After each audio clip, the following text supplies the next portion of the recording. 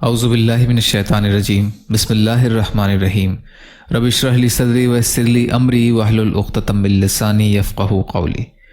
16 جمادی الاولیٰ اسلامی تاریخ۔ غزوہ احد میں صحابہ کرام کی بے مثال قربانی۔ غزوہ احد میں حضور صلی اللہ علیہ وسلم کے صحابہ نے جس والہانہ محبت اور فداکاری کا مظاہرہ کیا، اس کا تصور بھی رہتی دنیا تک عالم اسلام کو روحانی جذبے سے مالا مال کرتا رہے گا۔ جب مشرکین نے آپ صلی اللہ علیہ وسلم کا گھیراؤ کر لیا تو فرمایا، مجھ پر کون جان قربان کرتا ہے؟ زیان بن سکن رضی اللہ تعالی عنہ چند انصاریوں کے ساتھ آگے بڑھے اور یکے بعد دیگر ساتوں نے آپ صلی اللہ علیہ وسلم کی حفاظت میں اپنے آپ کو قربان کر دیا۔ عبداللہ بن قمیہ نے جب تلوار کا وار کیا تو ام عمارہ رضی اللہ عنہا حضور صلی اللہ علیہ وسلم کے سامنے آ گئیں اور اس کے وار کو اپنے کندھے پر روک لیا۔ حضرت ابو دجانہ رضی اللہ تعالی عنہ ڈھال بن کر کھڑے ہو گئے، یہاں تک کہ ان کی پیٹھ تیروں سے چھلنی ہو گئی۔ حضرت طلحہ رضی اللہ تعالی عنہ نے دشمن کے تیر اور تلوار ہاتھوں پر روکے، جس کی وجہ سے ان کا ایک ہاتھ کٹ کر گر گیا۔ دشمن کی ایک جماعت حملے کے لیے آگے بڑھی تو تنہا حضرت علی رضی اللہ عنہ نے ان کا رخ پھیر دیا۔ غرض صحابہ کرام رضی اللہ تعالی عنہ کی حضور صلی اللہ علیہ وسلم سے وفاداری اور جانثاری نے اپنی شکست کو فتح میں تبدیل کر دیا۔ حضور صلی اللہ علیہ وسلم کا معجزہ ہاتھ سے خوشبو نکلنا۔ حضرت ام سلمہ رضی اللہ عنہا فرماتی ہیں کہ جس دن رسول اللہ صلی اللہ علیہ وسلم کی وفات ہوئی، اس دن میں نے حضور صلی اللہ علیہ وسلم کے سینے مبارک پر ہاتھ رکھا تھا۔ اس کے بعد ایک زمانہ گزر گیا، میں اس ہاتھ سے کھاتی رہی اور اس کو دھوتی رہی، لیکن میرے اس ہاتھ سے مشک کی خوشبو ختم نہیں ہوئی۔ بیہقی فی دلائل النبوہ کی حدیث ہے۔ ایک فرض کے بارے میں مزدور کو پوری مزدوری دینا۔ رسول اللہ صلی اللہ علیہ وسلم نے فرمایا، میں قیامت کے دن 3 لوگوں کا مقابل بن کر ان سے جھگڑوں گا۔ ان 3 میں سے ایک وہ شخص ہے جس نے کسی کو مزدوری پر رکھا اور اس سے پورا کام لیا مگر اس کو پوری مزدوری نہیں دی۔ ابن ماجہ کی روایت ہے، ابو ہریرہ رضی اللہ عنہ راوی ہیں۔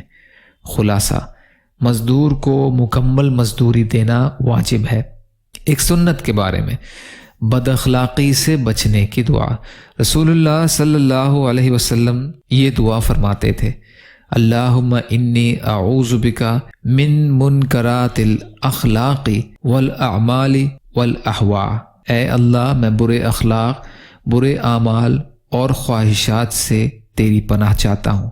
ترمذی کی روایت ہے، قطبہ بن مالک رضی اللہ عنہ راوی ہیں۔ ایک اہم عمل کی فضیلت خشوع اور خضوع سے نماز ادا کرنا۔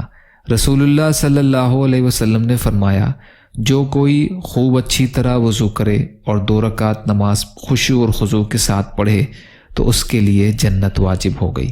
ابو داؤد کی روایت ہے، عقبہ بن عامر رضی اللہ عنہ راوی ہیں۔ ایک گناہ کے بارے میں، یتیموں کا مال کھانا۔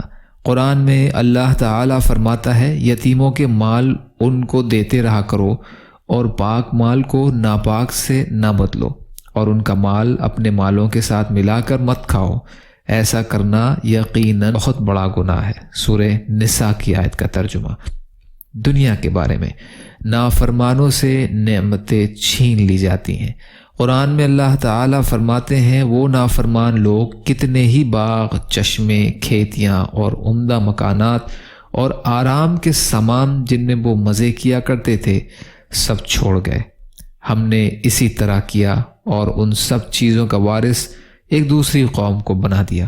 پھر ان لوگوں پر نہ تو آسمان رویا، نہ ہی زمین، اور نہ ہی ان کو مہلت دی گئی۔ سورہ دخان کی آیتوں کا ترجمہ۔ آخرت کے بارے میں، اہل ایمان اور قیامت کا دن۔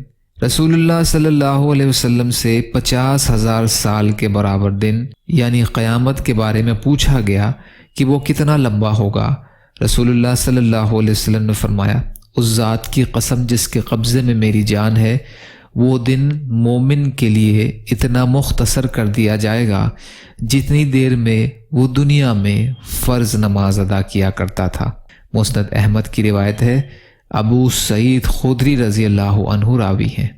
طب نبوی سے علاج، کدو سے علاج۔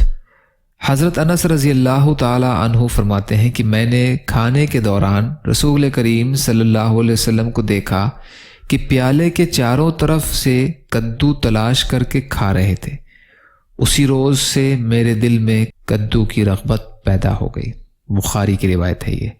فائدہ، اطباء نے اس کے بے شمار فوائد لکھے ہیں، اور اگر کدو کے ساتھ پکا کر استعمال کیا جائے تو بدن کو عمدہ غذائیت بخشتا ہے۔ گرم مزاج اور بخار زدہ لوگوں کے لیے یہ غیر معمولی طور پر نفع بخش ہے۔ یا اللہ ہم سب کو کہنے سننے سے زیادہ عمل کی توفیق عطا فرما۔ یا اللہ جو مظلوم ہیں، پریشان حال ہیں، بیمار ہیں، قرض میں ہیں، بے روزگار ہیں، محتاج ہیں، ان کی مدد فرما۔ یا اللہ دنیا اور آخرت کی تمام خیر عطا فرما برحمتک یا ارحم الراحمین۔ لا الہ الا اللہ محمد رسول اللہ۔ السلام علیکم۔